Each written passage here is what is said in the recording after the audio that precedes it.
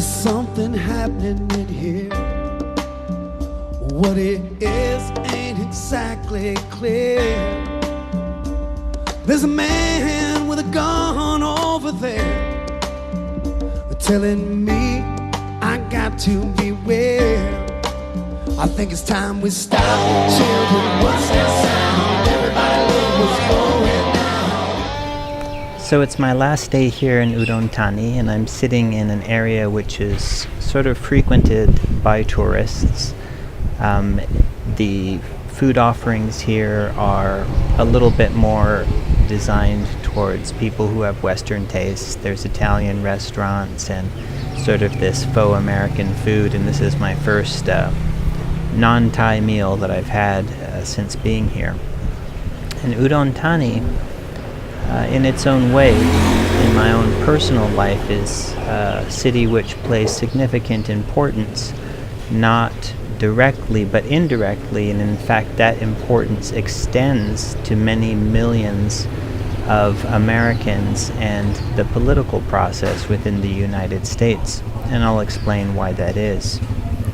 This area here, you meet a lot of older expats, many of whom are on Social Security or they're on pensions, and they're able to live here relatively inexpensively because an apartment costs about $220 a month, and there's an excellent hospital which can provide almost all of the care required for senior citizens, with the exceptions of perhaps some of the more cutting-edge therapies which are available for, say, cancer treatments or other such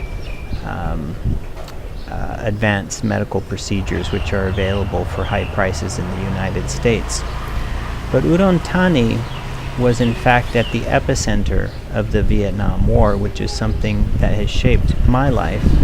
The Vietnam War, depending on the dates which you use, started in November 1955, and it ended with the fall of Saigon on April 30th, 1975, when I was not yet 1 year of age.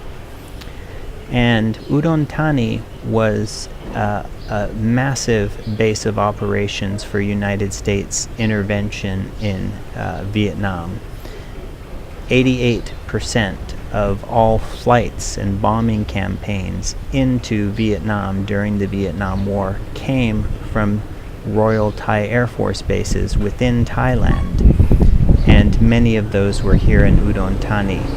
The B-52 bombers were able to utilize the airport which is here. The runways were extended to handle that, and whereas the United States used many different types of fighters during the Vietnam War, many different types of aircraft, the sort of workhorse of the American Air Force, Navy, and Marines was the F-4 Phantom jet, if I'm not mistaken, and a massive F-4 Phantom squadron. Actually, two of them were stationed here out of Udon Thani.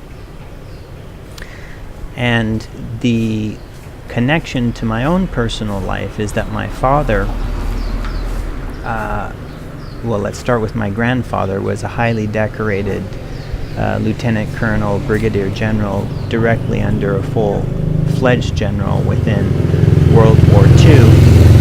He was a military governor in post-World War II France while the transition was occurring to return power to the French government after the German occupation. And so my father came from a family which was military in nature. And like many, many millions of Americans who recognize that the war here in what used to be called French Indochina, in Vietnam, in Cambodia, Laos, Vietnam, he rejected it entirely, like many millions of Americans did, and joined the war protests in the United States. And we're going to cover in some detail as we go through the history, but this place was used to enact horrific atrocities against a very gentle people. The entire huge swaths of the country Vietnam, that is Laos and Cambodia, were carpet bombed with napalm. They were defoliated with Agent Orange, the effects of which still impact Vietnam veterans and also Vietnamese children to this very day. So it was an unjust war by any standards, and it was based, like all the wars in my own lifetime, on false pretenses. There was a Bay of Tonkin incident where the CIA and the Johnson administration purposefully misled Congress in order to get authorization for that war and to cause it to go forward, in much the same way as George Bush and that administration lied to the entire world in order to invade Iraq, claiming that they had weapons of mass destruction when in fact they knew full well that they did not. War is something which is more horrible than can be described. Sadly, we live in a culture that glorifies violence, that glorifies war, but there is no glory in war. War is humans at their most depraved, at their very worst. And that was what was occurring here in this city. And there's remnants of it. Many of the retirees are in fact Vietnam veterans.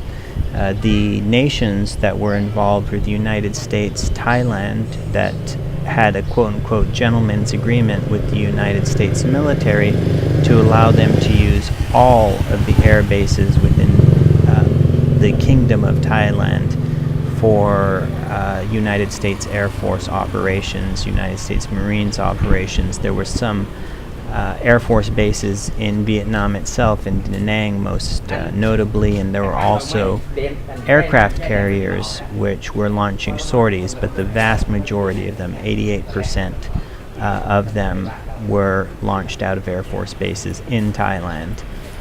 Finally, after the fall of Saigon in April 30th, 1975, relationships between the United States government and the Kingdom of Thailand became sour, and the Thais requested that the United States withdraw all of their troops. They had about 27,000 troops stationed in Thailand and about 350 to 400 aircraft in these bases. And that withdrawal was accomplished by the end of 1976, with most of those personnel transferring to Okinawa in Japan and to Subic Bay in the Philippines. So this city was a city which serviced thousands of American servicemen during the Vietnam War, and it was a constant churn. And in fact, during those days, the economy here was doing quite well as the result of the servicemen using their salaries or spending them here in the local economy. And some of the old-timers in this city still harken back to those days. I had to get a suit dry cleaned, which I'm carrying around with me because I'm going to a wedding. And I went to the store, and there was an older gentleman there who wanted to talk with me because he recognized that I was an American, and he actually told me that he got his start and had the briskest business of his life during those years of the Vietnam War, when there was a massive United States Air Force base being utilized here up in Udon Thani. So it's a complicated history, and when you go even deeper into what happens in Cambodia, which we won't do today, but I will speak about it on this trip, you see how incredibly damaging and inhumane the United States foreign policy was in this part of the world, which is why in my own life I was born in France, because my father was fleeing this entire war machine, which came very close to drafting him. And that experience and hearing about it growing up, watching the protests, has in large part shaped my very strong opposition to war of any sort. None of the wars which have been fought within my lifetime have been fought for any justifiable or any good reason. They've all been wars of craven greed, which victimize children of the poor to go out and murder other children of poor in order to make money for the rich. And this is something which absolutely is a horrific legacy of the United States, and it's on us to now change that legacy.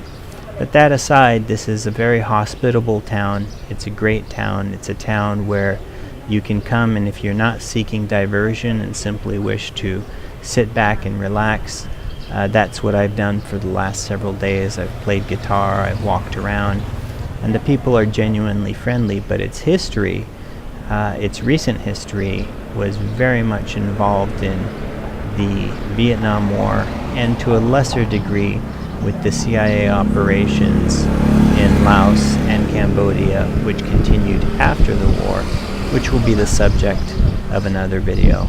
And for now, I'm going to try this rendering of an American hamburger here in the northeast of Thailand.